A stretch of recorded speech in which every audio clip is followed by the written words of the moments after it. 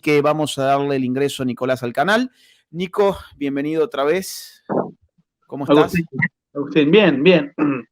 Todavía, aunque no lo creas, todavía con un poco de bronquitis, pero ya me estoy componiendo. Bien, Agustín, bien. No, mira, yo te digo algo antes de darte la palabra. Yo de esto, sinceramente, me enteré por vos. Es cierto que yo no estoy en Argentina, pero sí que me meto todos los días en diarios. No te digo que reviso hasta la última noticia, pero más o menos las primeras 5 notas de los portales las miro y no había visto hasta que vos me llamaste la atención sobre este tema y ahí yo ya me puse a ver un poco más la cuestión y bueno, leí hoy el artículo que vos publicaste en Infobae. Pero ¿cómo diste vos con esto? ¿Esto es algo que se está discutiendo realmente en Argentina? Claro, digamos, en el repentino y, digamos, la sorpresiva candidatura de Massa en el Frente Unión por la Patria, no sé cómo se le llama, bueno, al nuevo espacio kirchnerista que cambió de denominación. El primer acto de campaña se hizo en la Escuela Mecánica de la Armada, la ex Escuela Mecánica de la Armada, con un discurso fuertemente setentista, con presencia de todos zurdos, familiares de terroristas, una cosa muy extraña, por dos razones. Primero, porque Massa no refleja ese perfil, nunca lo reflejó. Y el segundo punto es que hacía mucho tiempo que el kirchnerismo había dejado la fanfarria nostálgica de los años 70, de la guerrilla, y otra vez, y que la represión, y que entonces, y que lo desaparecido. Me llama mucho la atención el lugar, el contexto, una inflación galopante, el candidato muy desorientado en un lugar que seguramente nunca había estado, a pesar de haber sido siempre funcionario del gobierno. Pero lo que rescataban las bajadas de los portales, la televisión, etcétera, era que Cristina reclamaba con urgencia una ley para sancionar el negacionismo. Y esto además fue replicado por muchos dirigentes kirchneristas a lo largo de las redes sociales, y al día siguiente o a los 2 días se presenta en la Cámara del Congreso una ley de una diputada nacional de Jujuy, de apellido Montes, una ley muy escueta que sanciona con 2 años de cárcel a todo aquel que ose negar el genocidio, los delitos de lesa humanidad, la cifra de 30.000 desaparecidos, etcétera. En fin, todo lo que siempre hemos combatido en nuestros libros, porque precisamente sostenemos desde el punto de vista fáctico, empírico, histórico, jurídico y por un montón de otras razones que eso no es cierto. Entonces, yo hacía mucho que no escribía un artículo, porque... Mira, perdón que te interrumpa, simplemente para dejarle saber al público que acabo de poner en la pantalla el diario Ámbito, que es un diario de Argentina bastante conocido, que nos informa precisamente lo que estaba comentando Nicolás, que Cristina Kirchner pidió una ley contra el negacionismo. ¿Qué sería el negacionismo? Básicamente cuestionar lo que dice el gobierno kirchnerista que pasó en la década del 70. A eso, por supuesto, le llaman negacionismo. Ustedes saben que cualquier tipo de duda que tenga un ciudadano respecto de lo que un gobierno dice, frecuentemente se lo denomina negacionismo. Cuando teníamos dudas sobre algunos artilugios sobre la pandemia, por ejemplo, también eran negacionistas. Cada vez que quieren demonizar algún tipo de opinión, basta con llamarle negacionista y en este caso incluso te abre la puerta para una ley que podría meter presos a las personas que no opinan como el gobierno hasta 2 años. Entonces, bueno, dicho esto simplemente para que la gente se ubicara respecto de qué es lo que estaba mostrando en pantalla.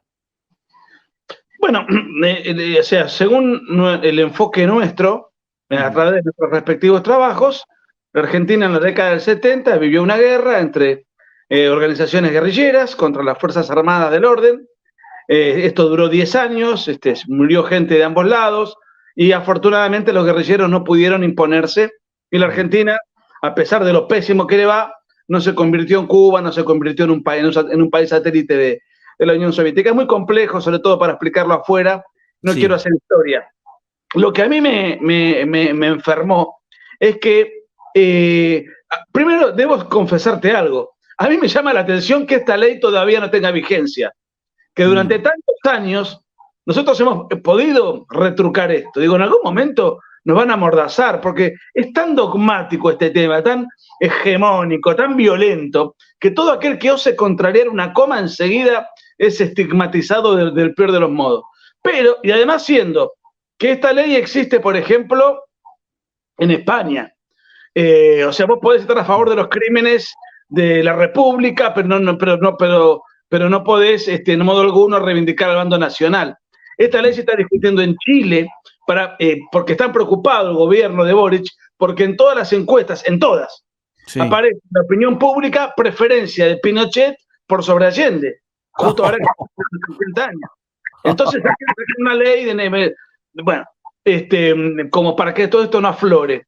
Y sorpresivamente, en un país devastado como la Argentina, donde la agenda setentista ya debería haber pasado a un costado, y donde se han descubierto tantas cosas y mentiras, porque hay muchas cosas que ya la gente las sabe, que cuando nosotros las dijimos mucho tiempo atrás, era un poco paranoico, hoy ya todo el mundo sabe que son ciertas. Sí. Han sido confesadas por ellos mismos.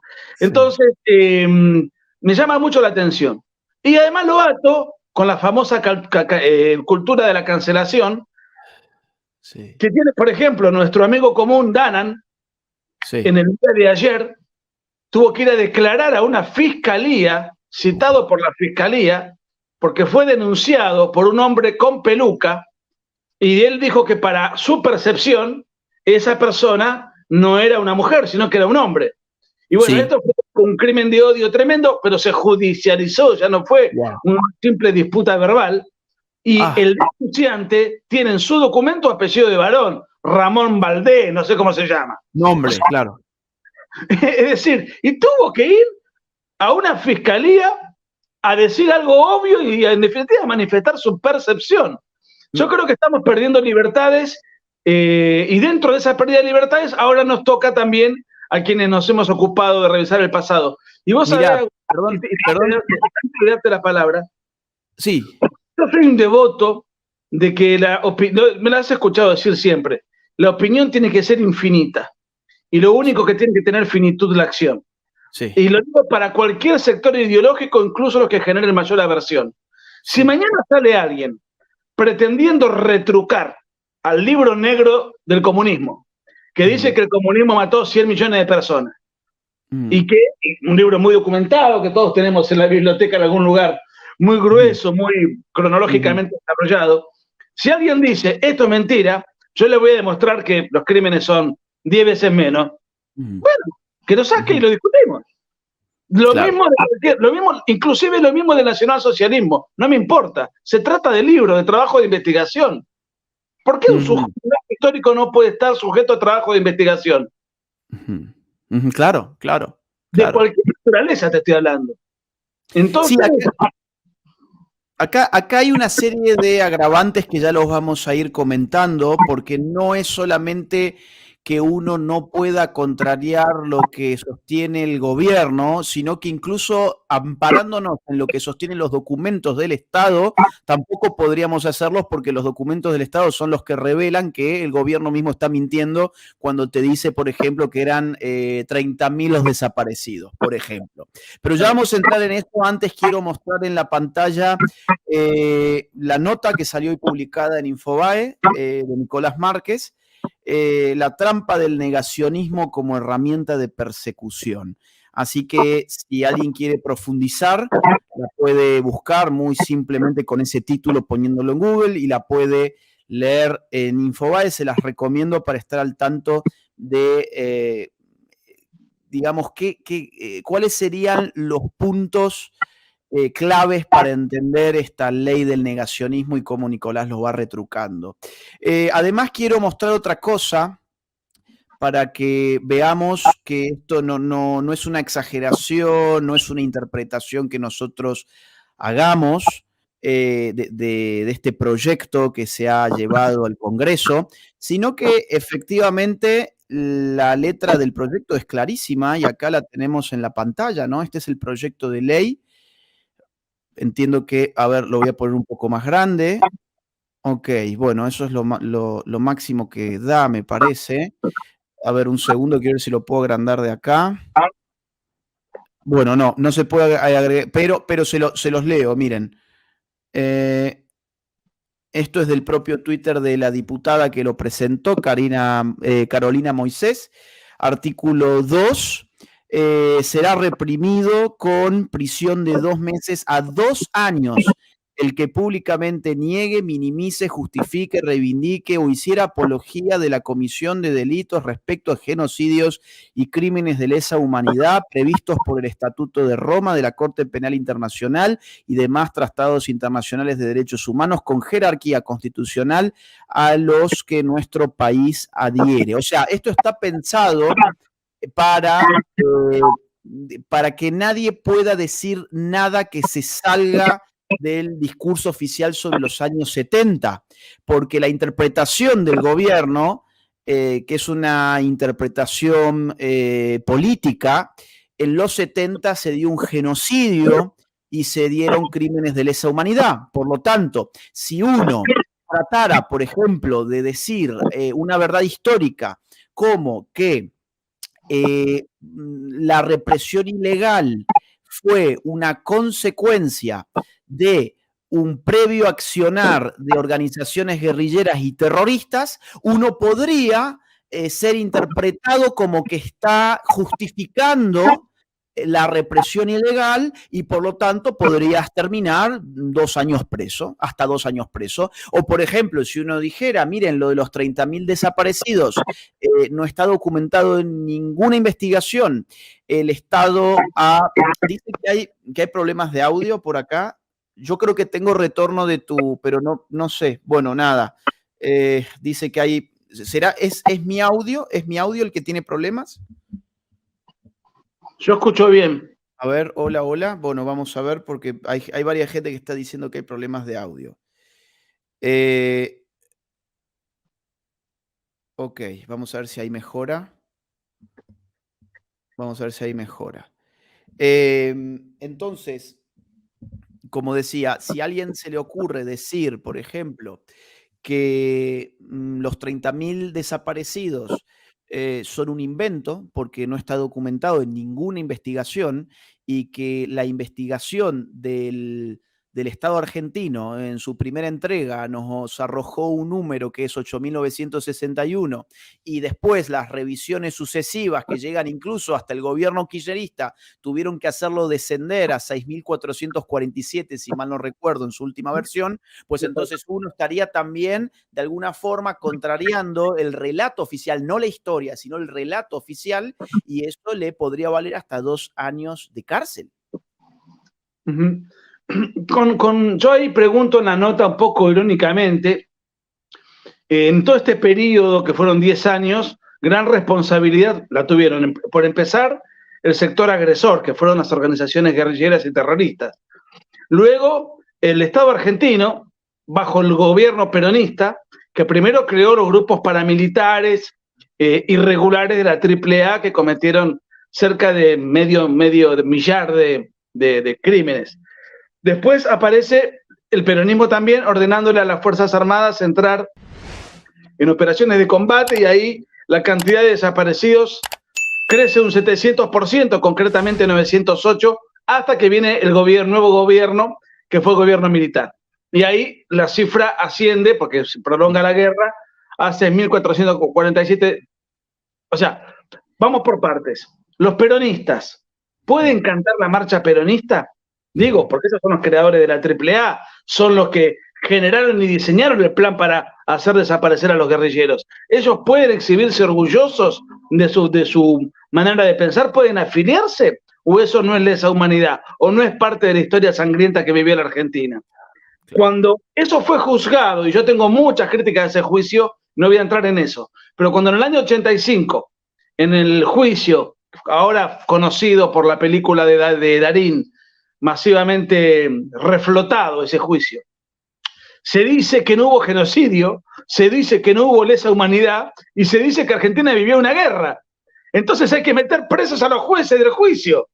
Sí. Cuando la Secretaría de Derechos Humanos, como vos señalaste, es la que señala, durante el gobierno de Cristina Kirchner, en el gobierno anterior, es la que señaló que la cantidad de desaparecidos era 6.447, hay que meter presos a los miembros de la Secretaría de Derechos Humanos. O sea, es el Estado a través de instituciones jurídicas o a través de instituciones públicas dependientes del Ministerio de Justicia, la que te da los informes y los números, y es el mismo Estado el que a través de una legislación determinada pretende meterte preso si vos acatás lo que el propio Estado a través de otras vías te está diciendo e informando. O sea, es ridículo por donde se lo mire, es delito de opinión, porque aunque el Estado dijese otra cosa, yo también tengo derecho a estar en desacuerdo con el Estado. Si el Estado me dice a mí que la inflación de este año es tal, como tantas veces ha hecho el kirchnerismo, y según mis cálculos económicos, no soy economista, la inflación es otra, yo puedo disentir con el Estado. Tampoco el Estado me va a plantear un dogma de fe. Pero aún así, uno solamente citando sumisamente lo que el Estado te dice que pasó, aún así estás cometiendo un delito. Claro, increíble. Y aparte quiero mencionar otra cosa que me llamó la atención. Voy a volver a compartirles pantalla para que veamos una cuestión que es importante. A ver, un segundo que la tenía por acá. Acá está, miren. Otra vez, acá tenemos el proyecto de ley y dice que será reprimido de 2 meses a 2 años de cárcel el que públicamente niegue, minimice, justifique, reivindique o hiciera apología de la comisión de delitos respecto a genocidios y crímenes de lesa humanidad. Recuerden eso, genocidios y crímenes de lesa humanidad. O sea, si yo niego que en los 70 hubo genocidio o crimen de lesa humanidad, según lo previsto ¿por dónde? Ahí mismo aparece, por el Estatuto de Roma de la Corte Penal Internacional, pues entonces al hacer esa negación, yo podría terminar preso 2 años. Entonces, vamos a ver qué dice el Estatuto de Roma, porque está incluso mencionado aquí como fuente de esos tipos jurídicos penales internacionales. Voy a compartirles entonces la pantalla para que ustedes mismos vean y para que no vayan a creer que lo estamos inventando. Vamos a poner entonces el Estatuto de Roma, lo tenemos aquí, está en pantalla. Vamos a ver, déjenme chequear que se está mirando. Sí, ahí veo que se está mirando bien. Este es el Estatuto de Roma, de la Corte Penal Internacional. ¿De qué año es? Miren esto, miren aquí abajo. El estatuto entró en vigor el 1 de julio del año 2002. Retengan esa fecha, 1 de julio del año 2002. Aquí va a definir... ¿Perdón? Entró en rigor en Argentina. El estatuto. Exactamente. Ahora, fíjense ustedes que aquí va a definir genocidio, por ejemplo. Artículo 6, genocidio. Lo tenemos aquí. Dice, a los efectos del presente estatuto se entenderá por genocidio cualquiera de los actos mencionados a continuación perpetrados con la intención de destruir total o parcialmente a un grupo nacional, étnico, racial o religioso como tal, matanza de los miembros, lesiones graves, etcétera, etcétera, etcétera. Miren, no hubo un genocidio en la década del 70. ¿Por qué? Porque no hubo ninguna intención de destruir a un grupo definido nacional, étnica, racial o religiosamente. Lo que se buscó destruir fueron grupos armados, terroristas y guerrilleros. No porque pertenecieran a una nación en particular, no porque tuvieran una creencia religiosa en particular, no porque tuvieran una raza en particular, ni una etnia en particular. Por lo tanto, no es un genocidio según la propia definición de la Corte Internacional Penal. Ahora, vamos a ver el asunto de la lesa humanidad, que es el otro tipo jurídico que aparece aquí en este proyecto de ley. A los efectos del estatuto se entenderá por crimen de lesa humanidad cualquiera de los actos siguientes cuando se cometa como parte de un ataque generalizado sistemático contra una población civil y con conocimiento de dicho ataque. Pues bueno, el ataque de las Fuerzas Armadas no fue contra civiles, sino fue contra grupos armados, guerrilleros, terroristas entrenados en el extranjero que tenían desde fábricas militares hasta porciones de provincias enteras tomadas, cárceles informales, por supuesto, tenían todo un aparato de guerra, tenían bandera, tenían en algunos sitios moneda propia, como el ERP en ciertas zonas tucumanas. O sea, había un enfrentamiento no contra la población civil, sino contra grupos armados organizados. Y lo último que quiero mostrar es esto. Vamos a ver una cuestión retroactividad. Aquí está, miren, el artículo 24. Y retroactividad, bien, o sea, nadie será penalmente responsable de conformidad con el presente estatuto por una conducta anterior a su entrada en vigor. ¿Qué significa esto? Habíamos dicho al inicio, miren ustedes, ¿cuándo entró en vigor? En el año 2002. ¿De cuándo son las causas que estamos hablando cuando hablamos de los años 70? Pues de los años 70. Entonces no había tal estatuto en los años 70, por lo tanto no se puede caracterizar jurídicamente como crimen de lesa humanidad ni como genocidio. Por lo tanto, ahora si este proyecto de ley se aprueba, por decir esto que estoy diciendo ahora, que es una verdad jurídica, cronológica incluso, pues podemos terminar presos 2 años.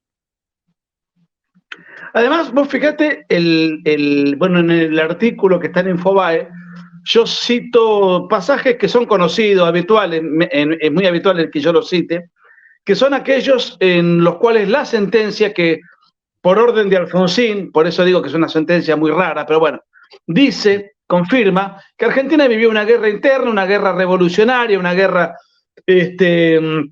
no recuerdo exactamente la terminología, usa 3 veces la palabra guerra, iniciada por las organizaciones guerrilleras contra el propio Estado. Y lo que critica o cuestiona es que la reacción del Estado fue como desmedida respecto de la agresión de la que fue objeto el Estado. Bien, si hubo, y dice que había que aplicar la pena de muerte conforme el Código de Justicia Militar, lo dice la sentencia. Claro. Entonces, a partir de ahí ya queda claro que la reacción no fue contra población civil, porque la población civil es aquella que es desarmada y ajena al conflicto. En cambio, estamos hablando de grupos armados, con estructura, con rango militar, con entrenamiento militar, con jerarquías. Y en todo caso, si murió algún inocente, algo imposible de evitar en una guerra civil, si no, díganme en qué guerra civil del mundo esto ha ocurrido, es decir, que el blanco sea perfecto, no existe ni siquiera en las guerras convencionales. Esa no fue la norma, porque el delito de lesa humanidad es el ataque sistemático y generalizado, abiertamente direccionado hacia una población civil. O sea, no aislado, esporádico, eventual, daño colateral, no, es la acción directa y explícita. Por eso, además de lo que vos dijiste certeramente, de que es inaplicable por una cuestión de tiempo, porque el delito se conoce en el derecho argentino en el 2001, creo, ¿no? 2002. Y los hechos juzgados son en la década del 70. Bueno, a ver, estamos diciendo la verdad, estamos ajustándonos al derecho, estamos ajustándonos a fallos que son conocidos, aceptados y aplaudidos, a tratados internacionales que tienen una tipificación muy específica y que a esa tipificación remite precisamente el proyecto de ley que presentó esta diputada dependiente de Cristina Kirchner. Bueno, digo, ¿cómo es? A ver, yo te digo con toda sinceridad, no creo que uno vaya preso. Lo que yo creo que el tipo de legislación lo que busca es el condicionamiento psicológico, el meter miedo, el manejarte con cuidado, el tener que cambiar tu manera de expresarte, el ser extremadamente sutil, el desalentarte a publicar un libro, el desalentarte a tuitear una opinión, el ganarte el escrache público, el perder un trabajo. Es decir, yo creo que apunta a eso. No se me ocurre, porque sería un escándalo de proporciones, que por escribir un libro, vos, yo u otros que han escrito también, el propio Reato, y otros más, presos y rendir cuentas a la justicia, porque además haría el ridículo. Si a mí me tocase esa situación, lo primero que hago es grabar el juicio y mostrarle los documentos al propio Estado, que es el que me está juzgando. Y muchachos, estos documentos los pusieron ustedes. Pónganse de acuerdo. O sea, porque es para reírse. Por eso, por un lado me preocupa, por otro lado, pensándolo más en profundidad, digo, esto es para hacer acción psicológica por sobre el pensamiento del enemigo. Y un último punto para no monopolizar, Agu, que yo reflexiono en la nota. Y digo, y lo digo de verdad, no es una como en Argentina se dice chicana, no sé cómo se dice fuera de Argentina, no es bueno, no es una provocación. Digo, tan flojo es el relato oficial, tan pobre es el relato oficial, que no se animan a contrastarlo, Claro. que tienen que prohibir un pensamiento disidente, que tienen que sancionar con pena de cárcel a quien publica un libro o a quien emite un juicio de valor, una opinión. Tan pobre es que no lo pueden sostener y lo tienen que sancionar y proscribir. No se animan, no están seguros de lo que defienden y sostienen. Mira, sí mismo tienen. yo coincido con vos que es muy probable que nadie termine preso, porque aparte 2 años son escarcelables, tengo entendido. Pero sí que te podés meter en un grave problema, o sea, tener que contratar abogados, tener Claro. que presentarte a la justicia. Pienso en los escritores que quieran revisar la historia. Vos has mencionado a Reato, también podemos mencionar al Tata Joffre, a Manfroni, perdón. José D'Angelo. José D'Angelo, Cristian Rodrigo Iturralde, bueno, hay mucha gente que ha estado haciendo esto, Sebastián Miranda, muchos autores que ciertamente se expondrían a un grave problema. Muy probablemente sus libros ya no podrían aparecer en ninguna librería, porque es que la librería probablemente quedara fuera de la ley. Si una ley así pasa, yo supongo que ningún librero va a querer exponerse a tener un problema con la justicia, ninguna editorial te va a publicar, tendrás que ver cómo haces para publicarlo por tu cuenta. ¿Cómo te terminás imponiendo en el mercado? ¿A qué medio de comunicación le puedes dar una nota si el propio medio de comunicación no va a estar interesado que en su estación o en su periódico o en su televisora vayan a llevar a un tipo que les termine generando un problema de estas características? Entonces, ciertamente tiene un costado psicológico, como vos decís, que en muchos casos, el mío o el tuyo, tenemos, creo yo, una determinación psicológica para avanzar hasta las últimas consecuencias, y no creo que nos puedan silenciar. El problema es que nosotros estamos en función de otra gente que sí la pueden silenciar muy fácilmente. Insisto, un librero, un editor, un periodista. Yo voy a leer rápido cómo vos cerrás tu nota en Infobae, porque tiene que ver con lo que estoy diciendo. Dice, a ver, la voy a poner en pantalla incluso, porque me gustó mucho el cierre, pero muy poca gente podría hacer este cierre. Dice Nicolás en su último párrafo: de convalidarse este injustísimo disparate legislativo, verdadero delito de opinión, dejo sentado de que en lo personal no se necesitarán pruebas para aprisionarme. Ratifico todo cuanto haya escrito y documentado en la materia. Quien esto escribe: Nicolás Márquez, DNI 24.243.291, nacido el 22 de abril de 1975, argentino, se declara culpable ahora mismo.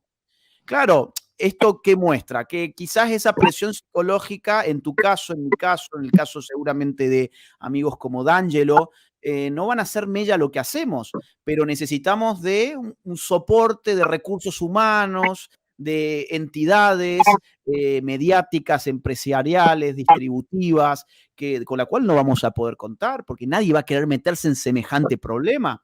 Y por otro lado, lo segundo que vos mencionabas es importante también. Y yo, a ver, creo que el relato de los 70 es muy flojo, tiene cabos sueltos por todas partes, tiene contradicciones por doquier, pero sobre todo lo que está flojo es el poder del relato.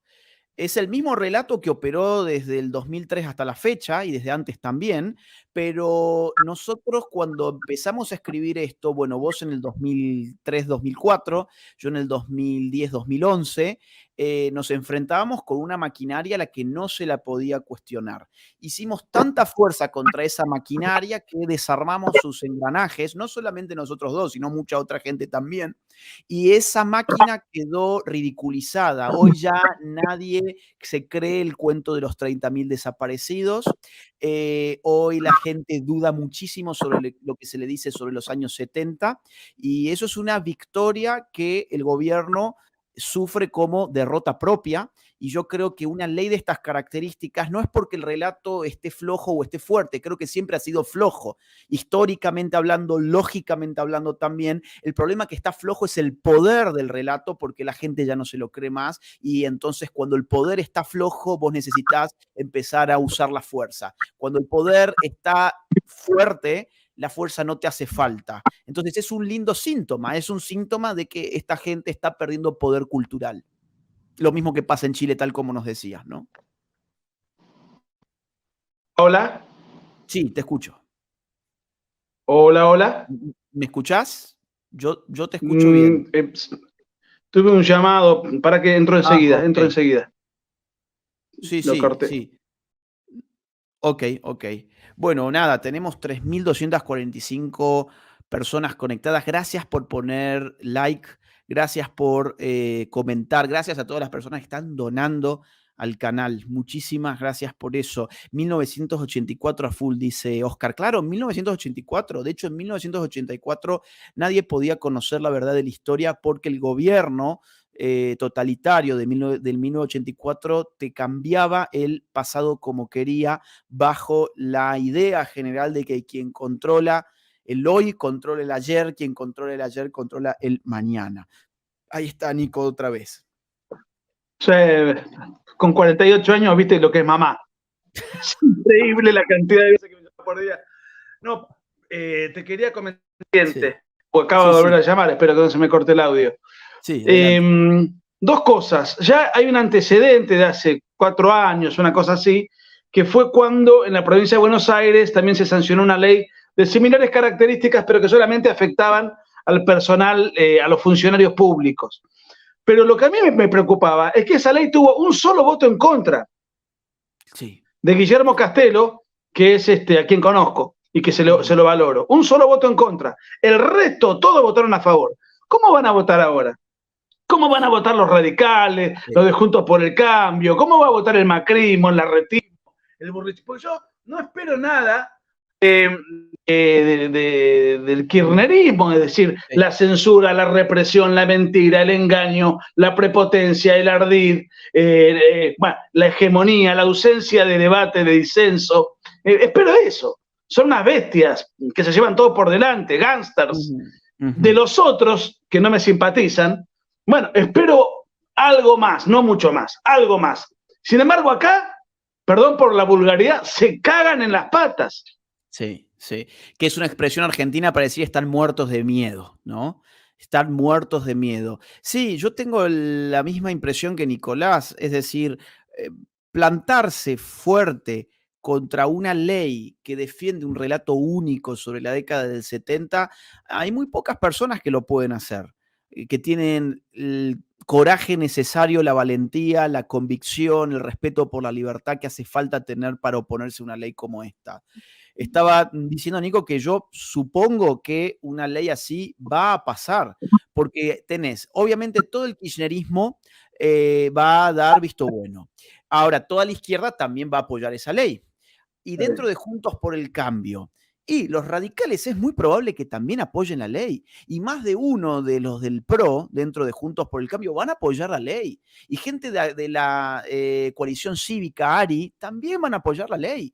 Entonces te vas a quedar con un puñado de personas probablemente disidentes que en el vacío protesten dentro del Congreso Nacional Argentino diciendo, oigan, esta ley es delito de opinión. Yo creo que es bastante factible que esta ley pase, ¿no?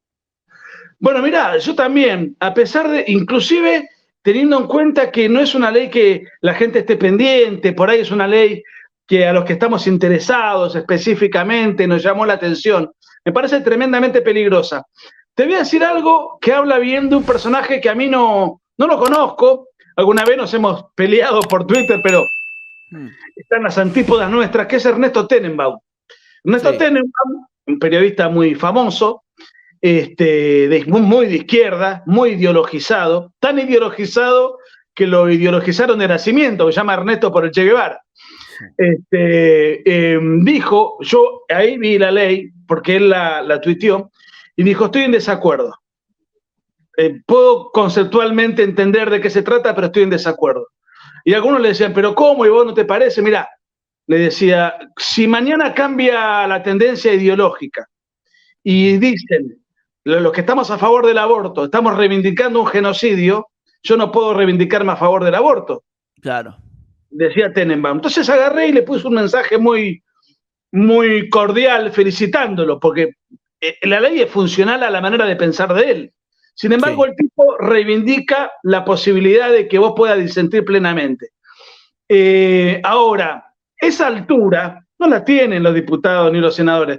Había otros que ponían en otros países a los negacionistas van presos. En cambio, acá son diputados. Y pusieron un fragmento de un programa de televisión donde López Murphy, que es diputado de Cambiemos, dijo: es mentira que fueron 30.000 desaparecidos. Por eso, salvaguardando quizás Esper, quizás López Murphy, Villarruel, y Milei. algunos, muy poquitos, yo no tengo ninguna confianza en el resto.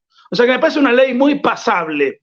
Ahora, hay veces que las leyes tienen un costado simbólico, no son aplicables, y hay otras que sí, que luego tienen esa dimensión punitiva. A mí me cuesta creer, y como vos dijiste, nosotros no nos van a detener. Pero acá el problema es otro. Vos y yo ya tenemos una idea, ya hemos publicado los libros, por ahí a mí con mayor frecuencia me invitan a hablar de estos temas, no habitualmente, pues son libros de algunos viejos, pero esto me hace acordar una vez, hace muchos años estábamos en una universidad en Pereira, en Colombia, y nos hicieron todo lo imposible para censurar la disertación, que Sí, me finalmente acuerdo. estaba la rectora de Colombia, de esa universidad, que no me acuerdo cuál era, re incómoda, nos maltrató, fue un episodio muy desagradable. Y me acuerdo que en ese momento, cuando me tocó hablar a mí, yo dije, en realidad no lo censuran ni a Agustín ni a mí. Están censurando a todos ustedes que están acá, a quienes no les permiten escuchar algo alternativo. Al censurar un libro, un orador, una opinión, más que censurar a la persona que emite ese mensaje, estás censurando a los muchos, miles, les estás imponiendo e impidiendo tener acceso a otra perspectiva. Es decir, el verdadero censurado es el pueblo. Ese es el verdadero censurado. Mira, quiero agregar una cosa más, porque hace 2 días nada más salió esto en la prensa. Digo, es interesante, ya van a ver por qué. La Corte Penal Internacional reanuda la investigación sobre crímenes de lesa humanidad en Venezuela. Bien, hay investigaciones en curso por crímenes de lesa humanidad en Venezuela. Cuando uno va a la ley, o a esto que quieren que sea ley, recordará que dice que tendrá entre 2 meses y 2 años de cárcel aquel que públicamente niegue, minimice, justifique, reivindique o hiciere apología de la comisión de delitos respecto a genocidios y crímenes de lesa humanidad. No dice que sean solamente crímenes cometidos en Argentina. Dice en general, crímenes de lesa humanidad. Es interesante porque el gobierno de la diputada que trae esta ley es socio del gobierno de Nicolás Maduro. Un gobierno que está siendo investigado por crímenes de lesa humanidad en la Corte Penal Internacional. Entonces, aquellos que son socios no en la década del 70, sino en el año 2023, de un gobierno dictatorial que está siendo investigado por la misma Corte que escribió el Estatuto de Roma, por la misma organización internacional, por la misma Corte que instituye esos conceptos jurídicos, el gobierno kirchnerista es socio del gobierno de Nicolás Maduro. Y son los kirchneristas los que te dicen que vos no podés cuestionar lo que ocurrió en la década del 70 y que ellos llaman crímenes de lesa humanidad. Pero los crímenes de lesa humanidad, ellos son cómplices hoy de esos crímenes. Son socios de los genocidas hoy. Bueno, interesante de esta legislación que pretende llevarse adelante, hay un artículo en el Código Penal en el cual me parece totalmente antiliberal y aberrante, que es usado para perseguir ideológicamente a la gente, que es el famoso apología del delito. Entonces, vos reivindicás un hecho histórico, apología del delito. O sea, se buscaba la elasticidad para perseguir. Ahora, los que han reivindicado a la ETA, a la guerrilla, a Al Qaeda, a Cuba, a la dictadura de Nicaragua, de Venezuela, etcétera, etcétera, etcétera, están reivindicando sistemas criminales con campos de exterminio, con exilios, con presos políticos. Es decir, y vuelvo a repetir, esa tipificación delincuencial no debería existir en el Código Penal. Esa frase que me gusta citar siempre, perdón que sea reiterativo, de Stuart Mill, la opinión tiene que ser infinita, lo que tiene que tener finitud es la acción. Yo puedo decir de Laje las peores barbaridades. Laje tendrá la libertad o de ignorarme o de responderme. Sí. Ahora, yo no, salvo hay un límite que estoy de acuerdo, que es si yo te acuso a vos de haber cometido un delito. Sí. Pero después que yo digo, Laje es esto, es malo, es feo, es un imbécil, o cualquier cosa, y bueno, vos verás si querés responderme o no, y chau, ofenderte o no, y es así, es la vida en comunidad, ¿qué va a hacer? Sí, exactamente. Yo pondría una cláusula más para la libertad de expresión. Yo no debería tener libertad de expresión para organizar un delito. Por ejemplo, yo no podría poner en redes sociales, armar un grupo de redes sociales para ir a incendiar tu casa, por ejemplo. Claro, entiendo, ¿no? Claro, porque es parte de la concreción del delito. El delito tiene muchas etapas, es iter criminis, o sea, tiene muchos caminos, desde que lo pensás, lo divulgás, lo vas dirigiendo, hasta que el delito se consuma como tal, hay todo un proceso previo. Entonces, coincido contigo totalmente. Ahora, lo que tenía que tener finitud, decía Mill, era la acción. Si yo voy, te quiero tirar un piedrazo, un palazo, o peor aún, un tiro con un arma de fuego, bueno, no, ya ahí estamos en presencia de un delito, porque ya no es una mera agresión verbal, sino que se está tratando, o un ataque verbal, en el cual te la tenés que bancar, porque así es la vida en comunidad, en el cual, bueno, ya ahí tiene que intervenir el Estado, y además vos estás obligado a defenderte. Bueno, ahí aparecen en escena un montón de conjugaciones. Pero esto es persecución ideológica, manifiestamente persecución ideológica, porque fue pedido por Cristina Kirchner en el predio de la ESMA. Tiene una inequívoca connotación setentista, una inequívoca reivindicación a la guerrilla y al terrorismo en Argentina, y una inequívoca direccionalidad para repeler, reprender, castigar a todos aquellos que nos oponemos a la versión oficial de lo que pasó en Argentina. Y además, esto no es un invento argentino, se ha replicado en muchos lugares y me parece lamentable. Como nos toca de cerca, a mí más que a vos, porque me le he dedicado mucho tiempo, vos a través de un maravilloso libro que recomiendo leerlo antes que lo encierren, Agustín, Los mitos setentistas, pero en mi caso, que siempre me gustó tanto, incluso, es más, ahora esta ley se está discutiendo en Chile.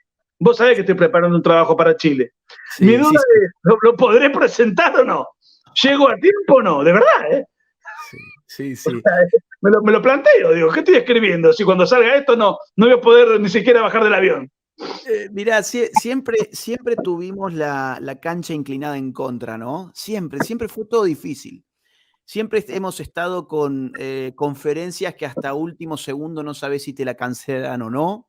Siempre estuvimos con conferencias en universidades que no sabes hasta el último minuto si estás censurado o podés entrar a la universidad.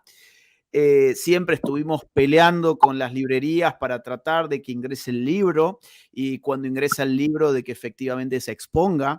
Yo no me voy a olvidar más de el libro negro, lo que tuve que luchar en librerías de Córdoba, de donde yo soy, y donde yo sabía que estaba el libro, y sin embargo cuando iba a buscarlo, el libro no estaba, o lo tenían escondido atrás de un mostrador, o incluso recuerdo una vez en una librería muy conocida, no voy a decir el nombre, pero lo tenían en la sección infantil abajo de todo escondido, ¿no? Entonces siempre fue una lucha. Ahora, si esta ley se aprueba, bueno, es un obstáculo más, pero ¿sí? Te hago hago una pregunta, Agustín, porque a mí me surgen dos reflexiones. Ni vos, ni yo, ni ningún amigo nuestro, ni nadie, y yo tengo 14 años más de vida que vos, y además no lo vas a ver tampoco, nunca se ha visto que haya una manifestación de gente de derecha para repudiar, entorpecer, cancelar un acto partidario de izquierda, la presentación de un libro de izquierda, una conferencia de izquierda. No se ve, no hay. No hay. Bueno, están ahí, yo no voy. En todo caso, no voy a hacerles números ni aplaudir. Me dedico a otra cosa. Esta es la mentalidad nuestra. Bien. La izquierda es muy recurrente, tanto sea en este caso censurar una opinión, censurar un libro, una charla, una cátedra, etcétera, etcétera. La izquierda se comporta así, porque tiene Tranquilo, tranquilo. su naturaleza. Bueno, no importa, yo ahora te tiro la pregunta y salgo yendo, mamá. Tienen su naturaleza. Es insegura de sí misma y para poder llevar el combate necesariamente tiene que silenciar los argumentos del adversario, porque si no queda expuesto, queda desnudo lo frágil de su posicionamiento y de sus argumentos, o no es por eso, es sencillamente por ese veneno intrínseco, esa perversión intrínseca de la que hablaba Pío XI, que los hace ser como son, intolerantes, prepotentes, violentos, censuradores, represores, etcétera. Porque esto pasa siempre. Y del lado contrario, jamás. Aunque no nos guste lo que hagan. Y salgo y entro a toda marcha. Sí, tranquilo. No, yo creo que son ambas cosas.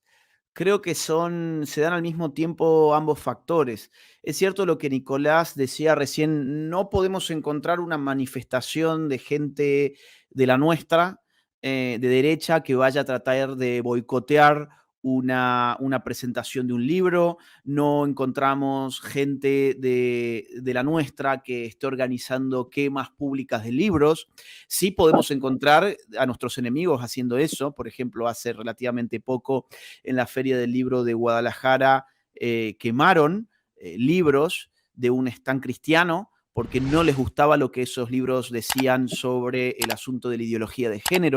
O, por ejemplo, como cuando fuimos con Nicolás en el año 2018 a la Feria del Libro de Buenos Aires, vinieron a atacar físicamente a las personas que estaban haciendo la fila para ingresar a la Feria del Libro. O, por ejemplo, te acordarás, Nicolás, cuando fuimos a España y en Barcelona averiguaron en qué hotel estábamos parando y nos hicieron una manifestación afuera del hotel y destrozaron el hotel durante muchas horas, impidiéndonos salir del hotel para llegar a tiempo a la conferencia. Estuvieron más o menos desde las 6 de la tarde hasta las 11 de la noche, entre 50 y 100 personas lanzando cosas contra el hotel, ¿te acordás? Pero en España se dio durante toda la gira. Lo que pasa es que a último momento se conseguían un salón alternativo y se podía. En Barcelona es una de las pocas veces donde no pudimos directamente, no pudimos salir a cena. Pero acordate, en Argentina, cito dos lugares. Uno fue Bahía Blanca hace 10 años. 10 años. Uno fue Bahía Blanca y el otro fue en Mendoza, en plena conferencia, un teatro lleno, entró la policía. Sí. ¿Te acordás? 2018. Sí, porque habían llamado para decir que habían bombas colocadas, que había 12 bombas colocadas en el auditorio. Compró una disposición para censurar la presentación de un libro. Hay un debate que está en YouTube con dos activistas LGBT que estaban haciendo todo el lobby y expresamente en televisión diciendo vamos a hacer todo lo posible para que ustedes no den la conferencia. Que vos le decís, macho, así, le decís, macho, esto no es una bomba atómica, es un libro. Si no te gusta, no vaya, o escribí un libro y retrucalo. Pero tan difícil de entender. ¿Te acordás de esa expresión? Y sumo algo a eso que fue muy interesante, porque el mismo tipo que estaba solicitando que nos censuraran, y lo estaba diciendo al aire, en plena TV, el mismo tipo después terminó confesando que él no había leído el libro. Entonces, esto tiene que ver con lo que vos recién decías, y yo creo que es una mezcla. Es que son por naturaleza autoritarios. Ellos están convencidos de que son iluminados, de que sus verdades son incuestionables, son absolutas, nadie los podría poner en duda, tienen una fatal arrogancia, como dice Hayek, y por otro lado también son bastante ignorantes en general. Muchos de los que están pidiendo constantemente que se censuren a los demás ni siquiera conocen el contenido de lo que quieren censurar. Y, y son también, en cierta forma, infantiles, porque últimamente lo que alegan como argumento es que están ofendidos, casi como si fuesen niños bobos, ¿no? Estoy ofendido con tal docente, necesito que la universidad o expulse al docente o me construya un lugar seguro, un safe space para que yo pudiera recomponerme psicológicamente. La idea de que nada me debería ofender porque si alguien me ofende está violentando alguno de los innumerables derechos que me corresponden es propio ya no de la vieja izquierda, sino estrictamente hablando de la nueva izquierda. La nueva izquierda ha puesto el sentimiento como un valor superior al de la verdad. Aun cuando lo que vos digas es evidentemente verdadero, si eso que es verdadero hiere mis sentimientos, yo tengo derecho a aplastarte. Y eso tiene que ver, por ejemplo, con este proyecto de ley que estamos hablando ahora. Porque fíjate que el concepto de verdad histórica no aparece en el proyecto de ley. Aparece la idea de que no se puede negar, no se puede negar, aun cuando uno agarre documentos verídicos, rigurosos, incluso de fuentes estatales. Así que yo creo que es una mezcla de lo que vos has dicho, es que son autoritarios por naturaleza, son en muchos casos ignorantes y en tercer lugar, la verdad no les importa en absoluto. La era de la posverdad, acá dice, y Dariana dice, infantiles, demasiado exacto, infantes malcriados, caprichosos y berrinchudos. Hoy tenemos a Nicolás que está con, con un ataque de llamadas telefónicas. Te pido mil disculpas, me da No, vergüenza, no, tranquilo, porque tranquilo. tengo una discusión, y voy a contar una intimidad con mamá, pero que es permanente. Si te estoy rechazando la llamada, no es que no te atiendo, te la estoy rechazando, es porque no te puedo atender. Y en estos 10, 15 minutos se la rechacé 4 veces. Bueno, perdón. ¿Cómo está parada la izquierda hoy, en términos intelectuales? Porque vos sos un autor, a mí de alguna manera, en mi especialidad, por llamarlo de algún modo, me pasa un poco eso. Pero yo te diría que vos tenés una vocación, disfrutás leyendo a los pensadores de izquierda, a los doctrinarios, sociólogos, filósofos. Probablemente eso te permita conocerlos en profundidad y mientras los, supongo yo, mientras los vas leyendo, tu cabeza va contraargumentándolos. Claro, Supongo, claro. ¿no?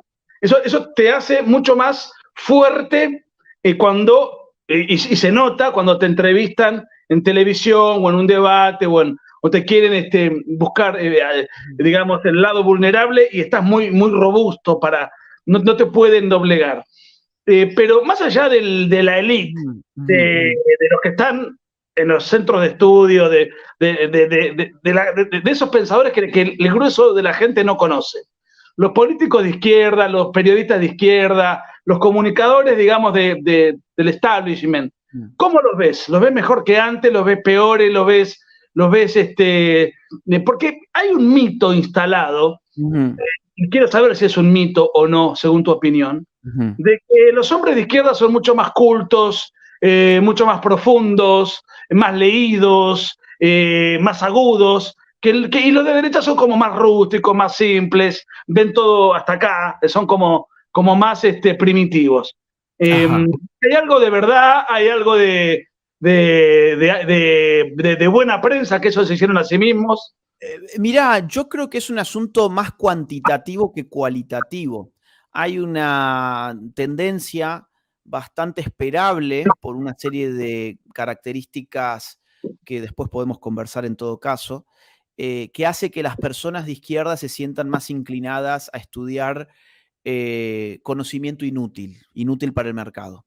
Hay un Entonces, libro de Jean-François Rebel que se llama sí, exactamente.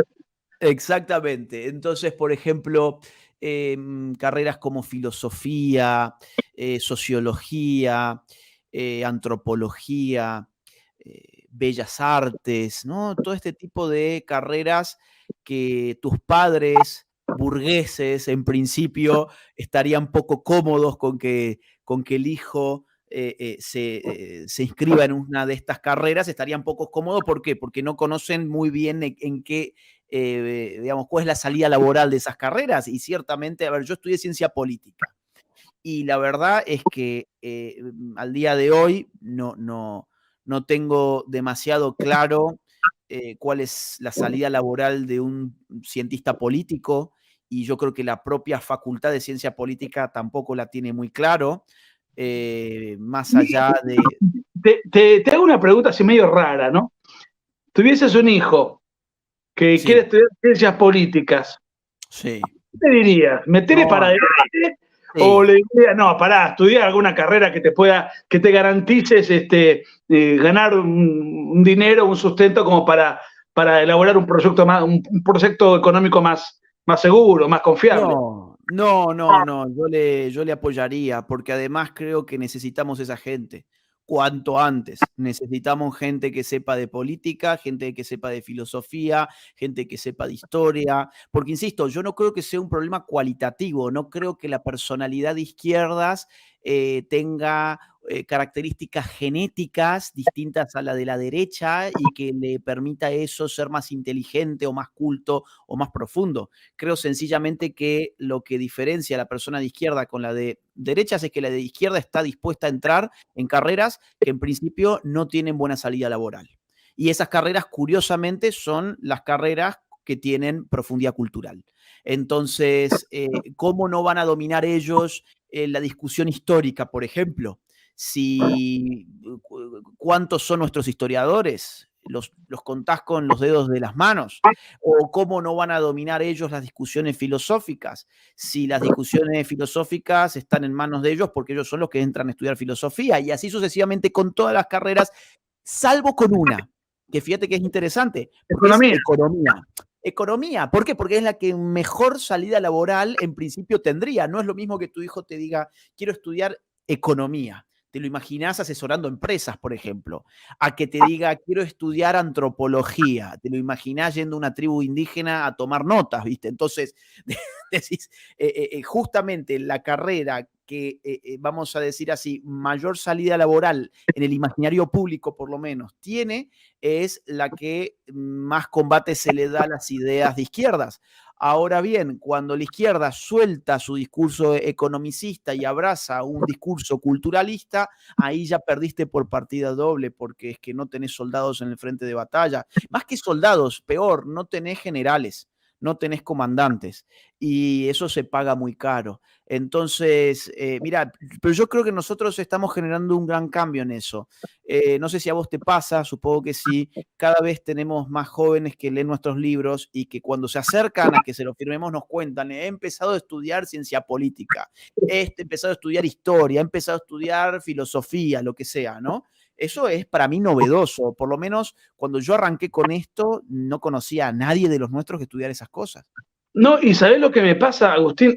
No, supongo que te habrá pasado muchas veces, pero me pasa con mucha frecuencia. Chicos que me dicen, no sé, nos conocimos en Veracruz, qué sé yo, ¿viste? Acá te mando el libro que escribí. Yo, la verdad que uno está viajando y te mandan el libro. El tipo agarró y hizo un libro de 300 páginas. Me gustaría Sí. saber su opinión, qué sé yo, me tratan de usted. Me hacen sentir viejo. Me gustaría saber su opinión, sería un honor. Y me llegan libros de chicos que han escrito libros, que se han tomado un año y que por Sí. cuestiones de tiempo lamentablemente no puedo responderle como me gustaría. Pero, o sea, gente que ya está y está concentrado, involucrado y disponiendo el tiempo para dar la batalla cultural. Eh, Totalmente. y de hecho, cuando nosotros vemos quiénes están dando la batalla cultural, y la Ujú, verdad que no somos una multitud, ujú, pero somos ujú. la derecha.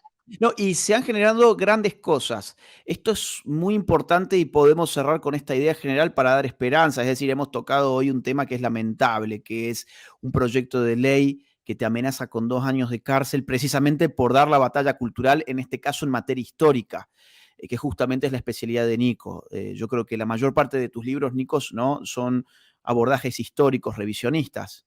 ¿Estás de acuerdo con eso? Se, Son... Ok, se escucha. digo que la mayor parte de los libros que vos has escrito son de carácter histórico revisionista, ¿cierto? Sí, sí. Claro, claro, claro.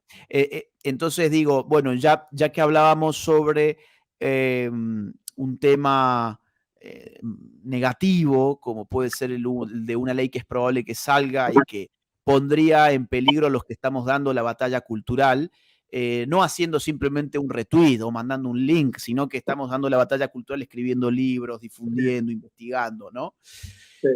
Podemos cerrar este vivo, digo, con una buena visión a largo plazo. Y es que si comparamos el estado de cosas cultural, no necesariamente político, sino cultural, hoy Sí. en comparación con cómo estaban las cosas cuando arrancamos con esto, yo creo que hay cada vez más disidencia, hay cada vez más jóvenes que están reaccionando, que se están informando, que se están formando, que están escribiendo, que están pensando.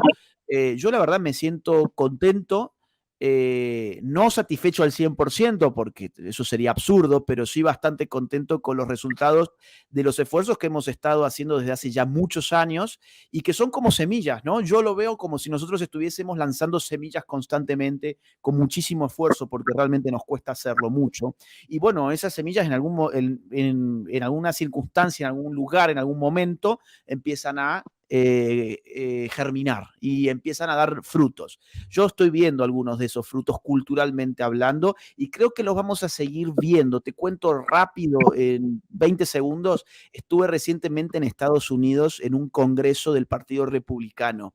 Sí, te El seguí. nivel de radicalización del discurso de la derecha norteamericana no tiene parangón con nadie que nosotros podamos pensar en América Latina o en Hispanoamérica. Ni siquiera se le acerca un Bolsonaro, por ejemplo, al nivel de los discursos que yo pude escuchar de, no solamente de Trump, sino de todos los candidatos a la interna republicana. ¿Esto qué quiere decir? Bueno, si en el país más importante de Occidente la derecha ha adoptado un discurso de semejante radicalidad, es que la idea misma de dar batalla cultural ya ha arraigado. Y ha arraigado donde tiene que arraigar. Y fue una idea que nosotros y otras personas más, evidentemente no somos solamente dos, somos muchos los que estamos haciendo esto, bueno, muchos es una forma de decir, somos algunos los que estamos haciendo Varios. esto, varios, hemos estado empujándolo con los pocos recursos que teníamos y de la manera que podíamos. Así que yo estoy bastante conforme, no sé vos, pero podríamos cerrar con eso, ¿no? Yo cierro con una anécdota, Agustín, que tenemos tantas. Algún día la vamos a tener que anotar porque nos vamos a olvidar. Sí, sí, En sí. el año 2016, cuando presentamos en el Círculo Militar lleno el libro negro de la nueva izquierda, me acuerdo, yo no sé por qué tengo la sensación de que ese día hacía mucho frío. Sí, Bueno, porque estaba apagada además la calefacción y estaba helado, así fue. había un público lleno que no entendía muy bien de qué se trataba el libro, poco entusiasta, no sé, 500 personas, no puedo precisar. Y cuando está terminando, bueno, nos presentó el libro un hombre honorable como Gerardo Palacio Hardy. Yo te dije, Agustín, dentro de 10 años nos quedamos sin trabajo, porque el público que había era muy mayor, era muy mayor. Entonces, a mí lo que me comparto plenamente tu entusiasmo, precisamente porque la gente que ahora va me trata de usted a mí. Y son todos chicos que ni sé qué música escuchan, podrían ser, los duplico en edad. Entonces, el recambio generacional que se ha gestado, es lo que, y en eventos masivos que exceden la Argentina, es más, la Argentina es uno de los países más modestos, sino que en otros lugares son mucho más efervescentes y multitudinarios. No tengo ninguna duda de que hemos hecho las cosas bien. Les estamos haciendo bien, podemos haber cometido algún tropiezo, algún error, obviamente, pasan años de batalla, de experiencia, pero estamos bien, estamos De mucho hecho, mejor que hace 10 años. Entonces, bueno, hay que seguir por y para cerrar, relacionándolo, creo que este proyecto de ley, aún sin saberlo bien los que lo confeccionaron, es un poco una respuesta a todo este fenómeno que ellos ven que no pueden frenar. O sea, es un poco un símbolo, no contra vos, contra mí, sino que es toda una corriente de opinión. De hecho, uno de los fundamentos que dio Cristina es que en el 2015 nadie pensaba así y ahora hay muchos que piensan así. Sí. No sé si lo escuchaste. Es que por eso sacan el proyecto de ley. ¿Y por qué antes del 2015 no se pensaba así y ahora sí? Bueno, claro, evidentemente es porque se ha cambiado la manera de pensar de un montón de gente, en este caso de Argentina. Y bueno, ¿y quiénes son los que hemos tratado de modificar ese direccionamiento ideológico hegemónico? Bueno, algunos pocos. Y acá entonces, sí.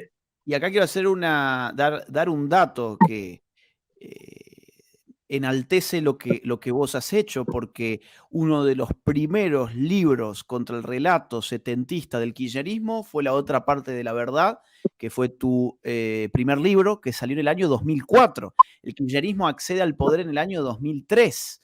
En el año 2004, solo un año más tarde, aparece uno de los primeros libros contra el revisionismo de los 70 en versión Néstor Kirchner en esa época, que fue tu libro.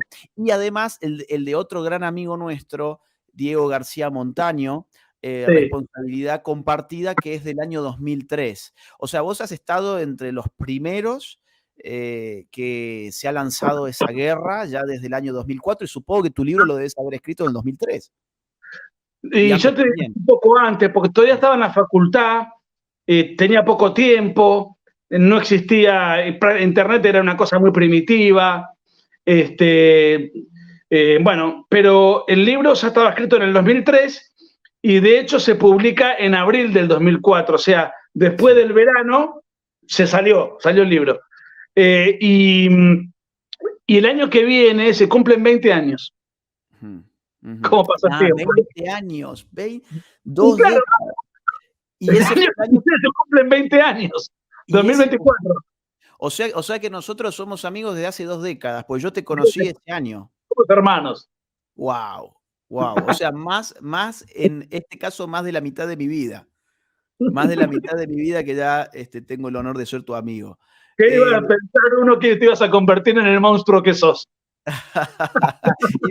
y otra cosa más, una última cosa que es importante. Cristina Kirchner dice, básicamente, hay que lanzar esta ley porque antes la gente no pensaba así sobre los 70. Lo que quiere decir es, pensaba como nosotros les decíamos que tenían que pensar.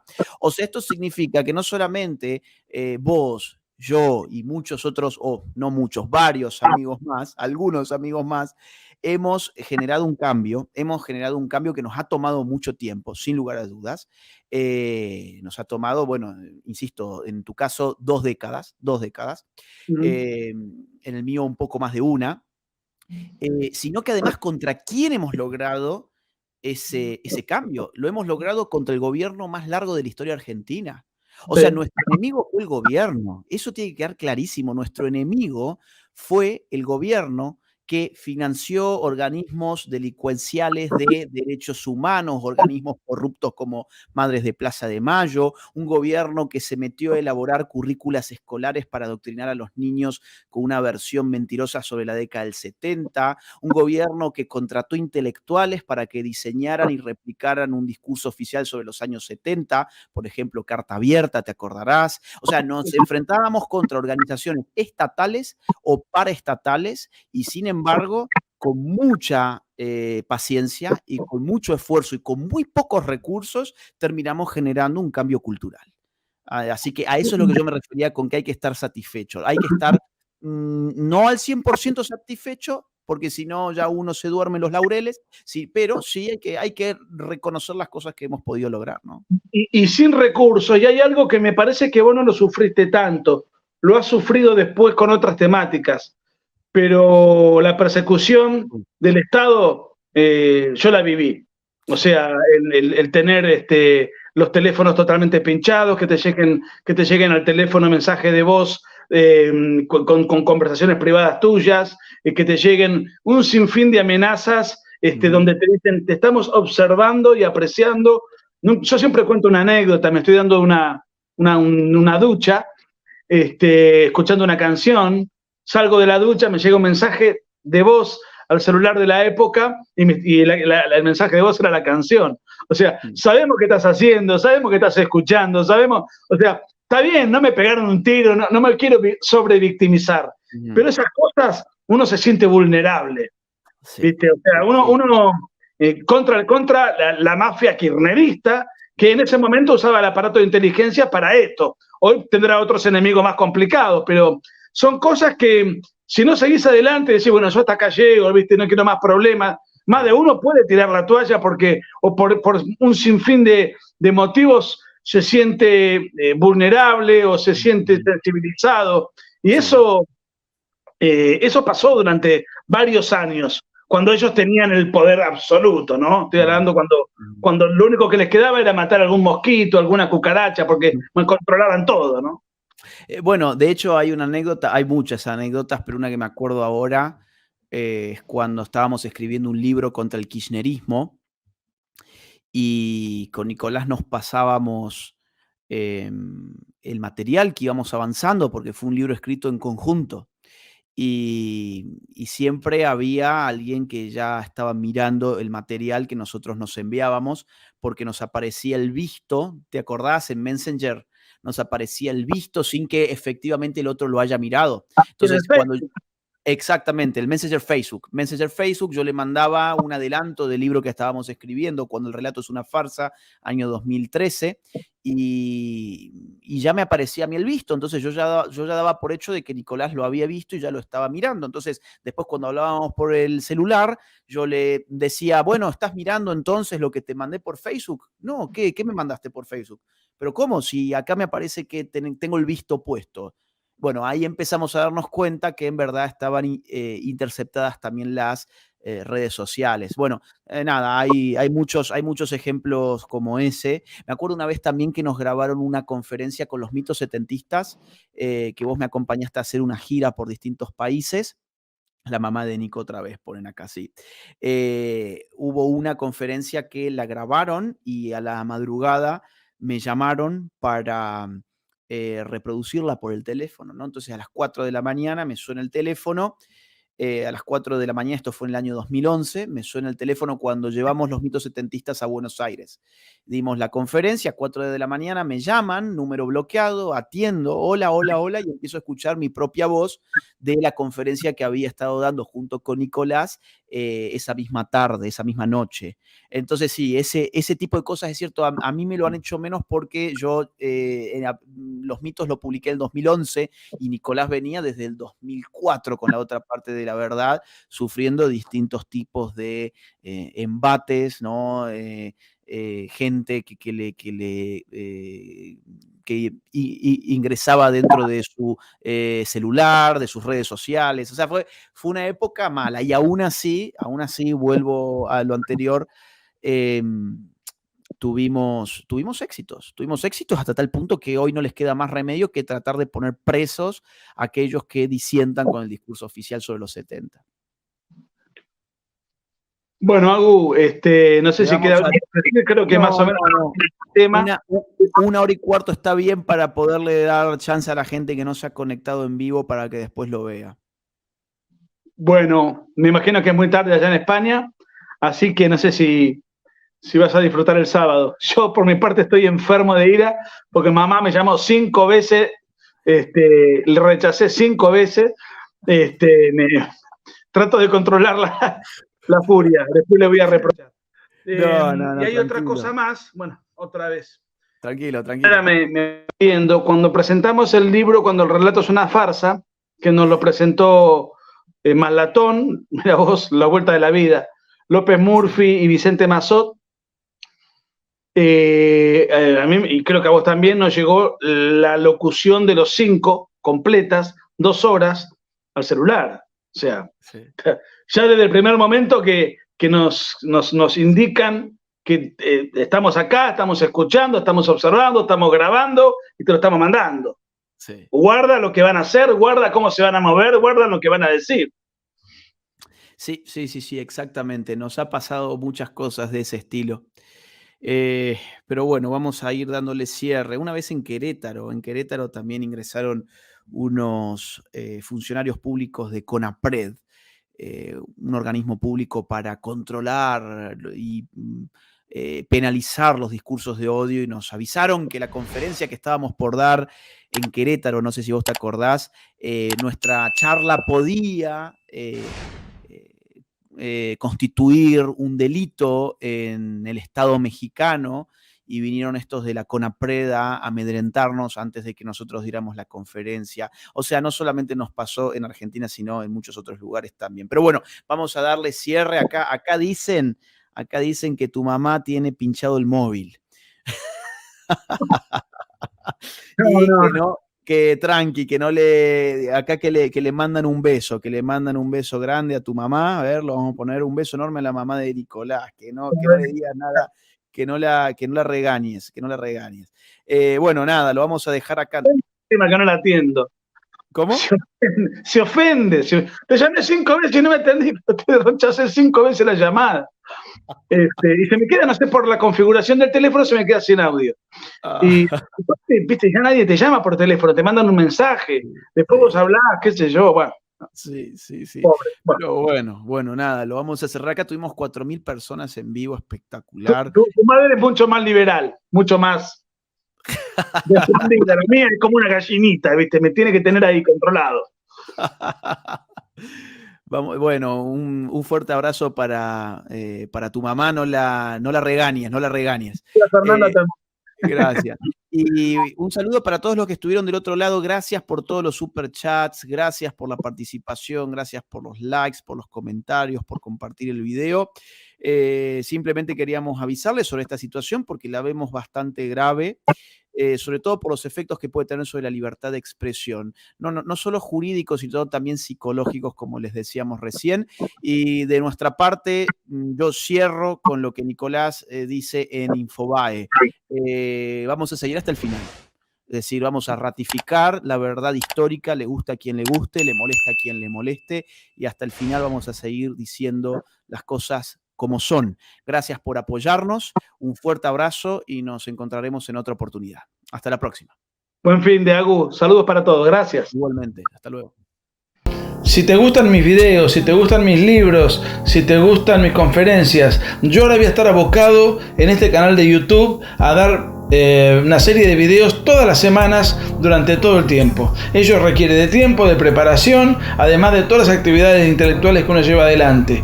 Si estás de acuerdo con lo que hago, si te sentís identificado y representado, ten en cuenta que estamos dando una batalla cultural contra toda la progresía, contra la agenda globalista. Y muy desigual, nosotros no disponemos de fondos y ellos disponen de fondos ilimitados. Entonces te invito a que si estás de acuerdo y podés, dame una mano. Tenés Patreon para colaborar con lo que puedas y de esta manera poder facilitar que todo este trabajo y todo este esfuerzo siga siendo posible. ¿Dónde está? ¿Cómo haces para poder colaborar? Bueno, en la descripción del video ahí está el link de Patreon. Con lo que puedas. Todo suma y todo sirve para que este trabajo que vengo realizando dé sus frutos. Un abrazo.